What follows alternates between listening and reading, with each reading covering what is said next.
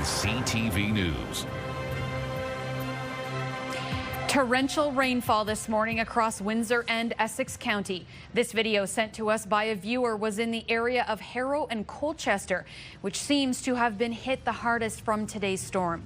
A flood warning issued by the Essex Region Conservation Authority remains in effect tonight. It will not expire until 10 a.m. Thursday morning. Good evening and thank you for joining us. Residents in the town of Essex continue to survey the damage of that flash flood earlier today. According to Environment Canada, parts of the region were hit with 50 to 100 centimeters of rain. CTV's Robert Lothian has more on the cleanup. Cars feet into water and rain knocking on the doors of homes. Residents near Seymour Beach are accustomed to the woes of flooding. It's come into our ductwork already and stuff like that. It's hit the main floor, but I haven't really seen much more than that yet. Hit by torrential downpours Wednesday, the town of Essex warned of flooding near Colchester and Harrow, rain pooling in backyards and along busy roads. It seems that this has been the 9th time a flood in 15 years, so this is now time something has to change. According to town officials, all pumping stations and drains were working. On the ground, residents feel the need for more solutions is rising. There's a pumping station there that pumps it out in the lake, but we're not sure whether those are working because the water is still laying here. Here we are again in the same situation. The town's underwater and, we're screaming for help. I don't know if anybody's hearing us. Near County Road 50 here near County Road 41 and Right Side Road is expected to remain closed at least to start Thursday. Heavy rains caused erosion, according to town officials, and will now require some work before cars can safely return. When I was watching the water line, when it was starting to go down, it was probably about in here. At Harrow Legion Branch 338, President Paul Charget says they cleared about 1.5 inches of water from their basement. I thought it might have been the roof because you never know, but I didn't know it was going to be another flash flood. Like most in the region, floods have hit the Legion several times in recent years. Charget's hopeful the damage is minimal and they can reopen this week. Water was piled up maybe 3 feet high. If that door came open, we would have been getting the pumps out and all that stuff. Essex officials continue to urge residents to steer clear of flooded areas and report any damage you come across. In Harrow, Robert Lothian, CTV News. Damage is extensive to a small business on Glengarry near Wyandotte Street in Windsor.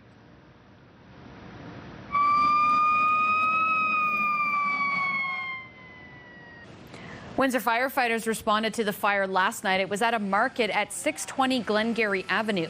Investigators are still trying to figure out what happened here. It did, however, cause $300,000 in damage. Luckily, no one was hurt. The first full day of lane reductions on EC Row Expressway caused some havoc throughout the day. It started with this collision around 5:30 this morning between a vehicle and a motorcycle. This happened on the eastbound off-ramp at Dougal. Luckily, the motorcycle rider was not seriously hurt. However, police say the driver of the other vehicle involved left the scene. Police say charges are anticipated but have not yet been laid. And police have now laid charges in that downtown stabbing we told you about here last night. 55-year-old Lowell Campbell is now charged with aggravated assault and failure to comply with a probation order. A 22-year-old suffered non-life-threatening injuries on Tuesday morning after a fight broke out between two men. Windsor police continue to search for David Paveo, and now Crime Stoppers is involved in trying to solve the Windsor man's disappearance. That's the focus of the latest edition of the Crime Stoppers report with our Melanie Kettner. Yeah, I'm with Rick Surratt from Crime Stoppers. Rick, what can you tell us about the missing man? Well, the missing man is a Windsor resident, 37-year-old David Paveo, who has not been seen by friends or loved ones since the 14th of August. The Windsor Police Service is working tirelessly in locating David, and we're appealing to the public for any information that would be of value to assist investigators in finding David. And where was he last seen? Well, we're standing here in the area of Wells and Brock Street. It's in the area southwest of Huron Church and College. It's the last area that David was last reported being seen on the 14th of August at approximately 2 o'clock in the morning. And what is the latest on the search or the investigation? Well, officers with the Windsor Police Service are working relentlessly with respect to this investigation. They're turning over every stone to see every possible lead. But we're appealing to the public that may have information, and even if they think that the information is meaningless, still send it out to the Windsor Police Service, or if you prefer to be anonymous, you can reach out to us at Windsor Crime Stoppers. What is that contact information? Well, you can call us at 1-800-222-TIPS, or you can reach out to us on our website at catchcrooks.com, or through the Crime Stoppers app at p3.com, p3tips.com. And by doing those two avenues, you can provide us dash cam footage, screen captures, surveillance footage, things like that we can receive through online tips. Sounds good. Thanks, Rick. And that's your Crime Stoppers report. To Windsor Superior Court now, where a jury saw some upsetting video today. Some of it we won't be airing out of respect to the family of Sarah Boulay. As CTV's Travis Fortnum reports, a jury has seen what the prosecution alleges is the last time Boulay was seen alive. In surveillance video played for the jury Wednesday, a woman believed to be Sarah Boulay enters room 27 at the Bestway Motel on the night of Friday, May 26, 2023. It's the last time she's ever seen alive. Her ex-husband, 47-year-old Brian Marbury, is on trial for her murder. The jury watching a series of videos Wednesday, videos showing Marbury leaving that same room days later, buying a shovel and buying bleach and garbage bags. Windsor Police Sergeant Michelle Palaccia testified she helped trace Boulay's final steps. Records show Marbury's Uber account called for the ride, picking her up from Hiatus House and dropping her at the motel. Palaccia also tied a pink phone case found near the motel's trash to one Boulay is seen carrying as she enters room 27. Testifying Boulay is never seen leaving that room alive. But Marbury is described by Palaccia to be carrying an item over his shoulder resembling a body, wrapped in garbage bags and a sheet. He comes back almost 2 hours later, just before 4:30 a.m., with only the sheet. The trial is slated to resume Thursday and run into October. Travis Fortnum, CTV News. Are we too Canadian when it comes to driving in construction zones? Some would say yes, but tonight the City of Windsor is urging drivers to forego that urge and instead start doing the zipper merge. CTV's Chris Campbell explains. The city's infrastructure department says too many drivers merge too early, believing it's the polite thing to do. But studies show that causes longer lineups, sudden lane changes, and more frustration. The need is quite simple. If you want to save time and reduce your travel time, you zipper merge. In a media release, city engineer David Simpson says using the zipper merge isn't just smarter, it's safer. Simpson said when drivers wait until the designated merge point and alternate like teeth in a zipper, traffic flows more efficiently and everyone gets where they're going faster. Everyone, please be courteous, please be Canadian, and please zipper merge. Ward 7 Councillor Angelo Marignani shares that sentiment. We joined him for a drive through a construction zone to test the zipper merge. And we're going to drive right up to the front and let's see if courteous drivers allow for the merge. Now, right at the point of the merge, you pull in. But it's being courteous. You know, you're not, I understand you want to get in the lane and build and stay back, but what happens is confusion happens at the point of the bottleneck, and that confusion actually slows down the flow in comparison to if everyone were to follow that simple zipper merge. Yeah. In there. There we go. We're in the merge. That was pretty painless right there. Yeah. Really. But not everyone is convinced. It's a little nerve-wracking. You don't want to get hit, so you know it's your turn to go, but you're watching other people, making sure that they're not going to run into you. And it's sad because things would go so much quicker if people just in and out, done. I mean, I think a lot of people don't like it because somebody's going in front of them, right? So they're waiting in line. It's like everybody wait in line, but I think it's better for moving traffic. But people get mad when you go by them, so. The city says the zipper merge can reduce backups by up to 40% while improving safety and fairness on the road. And I've spoken with our traffic engineers, and we will be employing signage to indicate to people that the zipper merge is coming. Chris Campbell, CTV News. A new company is setting up shop in Tecumseh. Module X makes metal prefabricated walls. With the help of provincial funding of $252,000, the company expects to create 6 new local jobs in a new manufacturing facility. Company officials say the walls act as a substitute for taping, mudding, and painting, making them a dust-proof option for renovations. After COVID, a lot of vaccine manufacturer, medicine manufacturer, they required a bigger clean rooms or bigger controlled environment facility to manufacture more products or vaccine. But nowadays, semiconductors and data centers and solar industries, those are also required this kind of controlled environment, so they can manufacture their product with a very efficient way. Well, are we done with the rain? CTV meteorologist Gary Archibald brings us the answer coming up in 2 minutes' time. Then later, Health Canada responds to statements made by Donald Trump about the safety of Tylenol in pregnant women. 5K a day is back on 93.9 Virgin Radio. Listen to Hannah and Johnny in the morning for your chance to win $5,000 Every weekday. 5K a day. Virgin Radio. Well, after a rainy and messy day out in the county, let's check in now with CTV meteorologist Gary Archibald to see if there's any more on the way. Michelle, I'm still anticipating the possibility of overnight showers into tomorrow morning. Some parts of extreme southwestern Ontario obviously getting hit hard. We had torrential rains leading to localized flooding on the area roads and, more importantly, some people's backyards, no doubt. 22.7 degrees Celsius, almost 23. Our average high is about 21. And it's been a mild last 24 to 36 hours. The lows haven't got close to anywhere near 10 or 11 degrees Celsius. Upper teens, 17, 18. And will still be mild because we're in this flow coming from the south-southwest.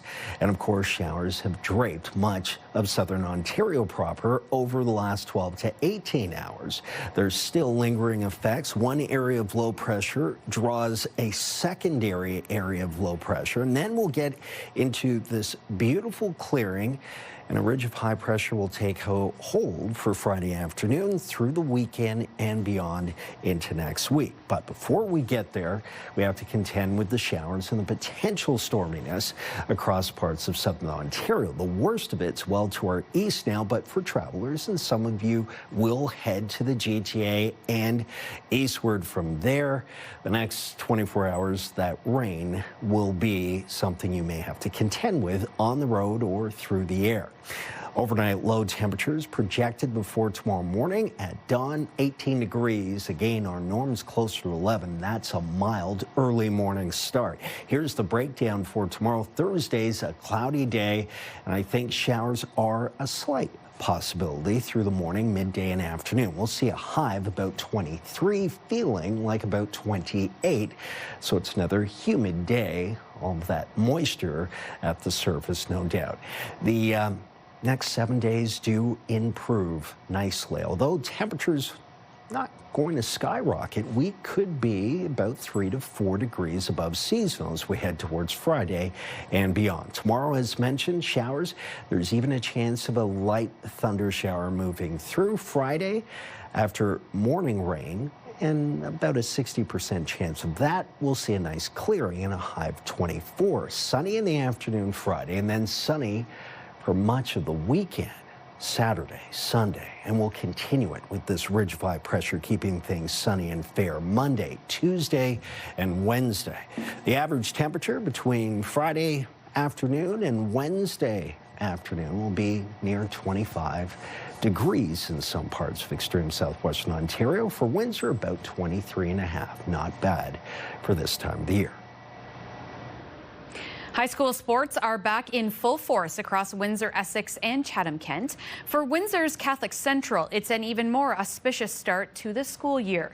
The CCH Comets have a senior football team for the first time in 5 years. Now, they did lose to the North Star Wolves 41-0, but the score meaningless to CCH. It was a victory for head coach Jalil Khoury and his players just to be on the field. Man, it's honestly great. Even though we had a loss in our first game, I think we've seen a lot of good stuff, and we have a lot of potential coming up because all these guys never played football before, and we're making progress, a lot of progress quickly. And a lot of these kids are, ESL English is a second language, so we're just trying to teach them the verbiage and the terminology, and we're just giving them an opportunity to play the game of football. Oh, I love it. I think it's great that Catholic Central is back. Like they're new, they're building, but the more teams that play in our league is the better. Meantime, the St. Clair College Saints football team is putting basketball-type scores up on the board. Now, most of their points came from the defensive side of the ball, with 3 interceptions returned for touchdowns and 3 punt returns for touchdowns. The Saints only ran 27 plays, according to head coach Mike Lachance, who has heard the negative comments about how running up the score is bad for the league. However, Okanagan scored 94 points against their opponents last weekend as well. I think the record was set in the 1950s where somebody beat another team 107-0. So that didn't ruin the league. The league's still up. It's 2025. The league's still going strong. So I don't think that we're in danger of ruining the league by a big crooked score. And again, when you don't touch the ball much on offense, we had 24 offensive snaps and there's 93 points scored at the half. I don't know how to control that because punt returns and interception returns for touchdowns are going to happen. Over to the university, where the Lancers are hosting their homecoming this weekend at Alumni Field. They take on Waterloo. Windsor evened off their record at 2-2 last weekend with a solid win against the University of Toronto. Head coach J.P. Cercelli would like the Lancers to continue their momentum and learn how to put a team away when they have a chance. I think the start is what we want, and we've had great starts. It's when you have a chance to really bury a team, you've got to be able to step on the gas. And when you don't do that, you let teams back into it, and it's cost us already this year. So we're hoping we find a way to play consistently 4 quarters right from the get-go to the end. For the full On the Sidelines with Bob Belichico, go to our website, ctvnewswindsor.ca, and search the word sidelines. To baseball now, with teams jockeying for a spot in the playoffs. Much is unknown for how this season will end, but as CTV's Adrian Golbriel will tell us, what is known is how the game will change next year. But it's a strike, and again, not reviewable. Oh, boy. And then that call goes against them. In baseball, 3 strikes has always meant you're out. That ball a good 3 inches off the outside corner. Often leading to close quarter disagreements. They are yelling at each other like this close, like face to face. The really immature managers are kicking dirt on the ump. And Barry is not going to go quietly. They've been sort of like Supreme Court justices. There has been no higher court. That will change as of next season. Major League Baseball confirming that each team will get 2 chances to challenge a ball or a strike as it ushers in the era of robot umpiring using an automated ball strike system known as ABS. This is a very good day for baseball fans, because the last thing you want is games ended because of a bad call. Utilizing a dozen cameras positioned around the field, ABS technology is also being used in tennis and football. The league says it will take no more than 15 seconds for a challenged pitch to be decided. And the average replay challenge took 13.8 seconds. And there's only 4 challenges in the course of a game. So we're literally talking about 57 seconds added to a game. Baseball pundits say the move can't come soon enough. Baseball's been going on since the 19th century. Baseball's been going on since before the First World War. And now they're finally doing this. It's important to note that the human element of the game will remain unchanged. Umpires will still be behind home plate. Those we spoke with, though, hope this will encourage the men in black to step up their game. Adrian Golbriel, CTV News, Toronto.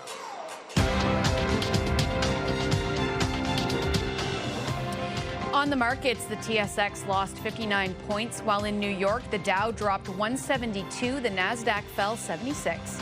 The Canadian dollar is down 1/3 cent, and on commodity markets, gold lost almost $48 an ounce, oil gained $1.58 a barrel. Would you text your ex for $10,000? 89X is back. Listen for the keywords and text your ex. It's never been more rewarding to get back with your ex. Only on Windsor's Alternative, 89X. We're hearing from Health Canada for the first time over claims made by U.S. President Donald Trump about the pain medication Tylenol. The agency is contradicting his statements.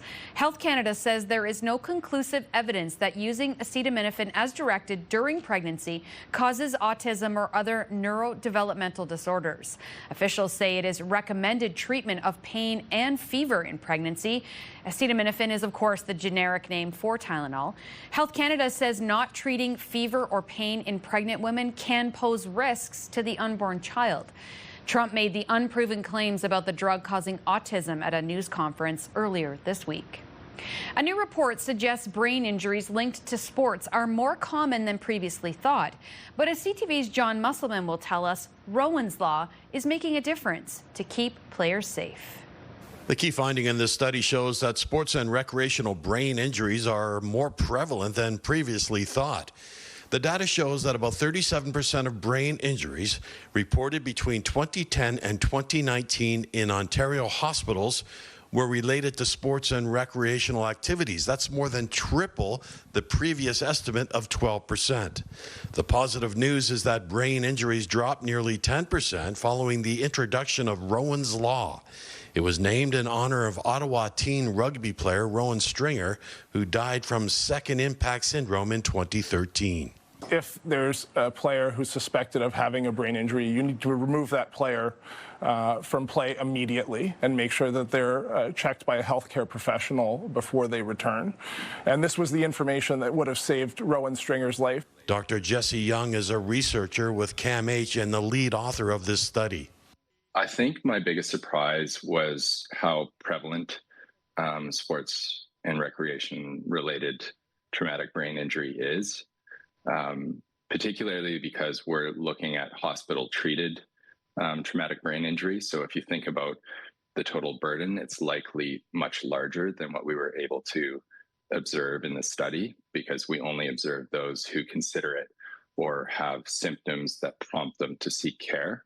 And we know that many people who have traumatic brain injury, whether it's sports related or otherwise, don't actually seek care for those symptoms. Ontario has absolutely been the leader in Canada on this. And at the recent FPT meeting in August, Minister Lumsden stood up and asked the other provinces to think about adopting Rowan's Law. The legislation sets out a framework for how parents, coaches, trainers, and athletes should respond if a brain injury is suspected during sports or recreational activities.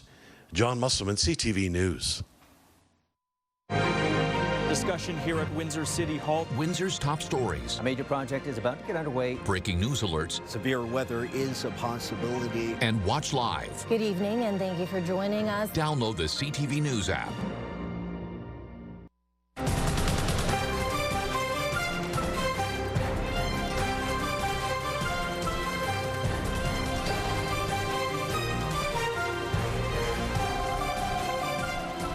More than a month since an Air Canada flight attendant strike canceled flights all over the world. In that time, CTV News put out a call to viewers asking for an update on their compensation claims from the airline. CTV's Adrian Goldboyle has more on the response. Air Canada is back in the air, though some passengers say their claims remain grounded. They want you to give up, I think, I would say. Nova Scotian Cindy Byrne's summer trip with her sister and parents to Ontario ended in frustration when their Air Canada flight home was cancelled. They tried to rebook us on over 120 carriers, but they couldn't find any flights for us. Through a quick look online, and Burns was able to book a flight home on WestJet. It cost her $5,400 out of pocket. Under passenger protection regulations, Air Canada should have been the one booking and footing the bill for the next available flight home for the Burns family. I need to try and get this money back as soon as possible, right? The country's largest airline says it's still working through more than 54,000 customer claims. CTV News has heard from multiple passengers who say their cases have been marked resolved, even though they haven't received their reimbursement. Passengers have been having difficulty submitting their claims to Air Canada, both for reimbursement for expenses incurred and for compensation under the European Union's rules. You're doing yourself a lot of damage if you don't behave fairly towards your customers. The Offer family say they've been going back and forth with the airline since their holiday to Canada from the UK went sideways after their flight home was cancelled. They've received some compensation, but not all. They're refusing to pay for my husband's lost wages. It is owed under Article 19 of the Montreal Convention for passengers traveling internationally. The Canadian Transportation Agency says an investigation is currently underway with respect to the Air Canada summer labour disruptions. Air Canada tells us that claims are expected to take between 4 to 6 weeks to process, and that the sudden August shutdown at airports like here at Pearson International have led to a significant backlog. Adrian Gobro, CTV News, Mississauga, Ontario. And let's check in one final time with CTV meteorologist Gary Archibald with Wake Up Weather. Sean, I'm looking forward to the weekend, the first weekend of the fall season. Great time to be outdoors because we're starting to see those leaves reach peak form in some areas. And look at this. Temperatures will be agreeable for an outing, maybe hiking, going for a bike ride through the trails, parks, and of course, keeping your camera nearby. Friday looks good in the afternoon after passing showers. Saturday, Sunday looks good as well. About 4 degrees above seasonal, 25 apiece for both days in the afternoon. Sunny and sunny for Monday, Tuesday, and Wednesday, and still temperatures in the lower 20s. Not bad at all. The only caveat in terms of the weather story is we're still unsettled tomorrow. So keep the umbrella nearby and gear up for a great weekend of weather ahead. Lots of sunshine there, Gary. Thank you so much. Well, finally for us tonight, a tracking device has been attached to an entangled humpback whale off the coast of British Columbia.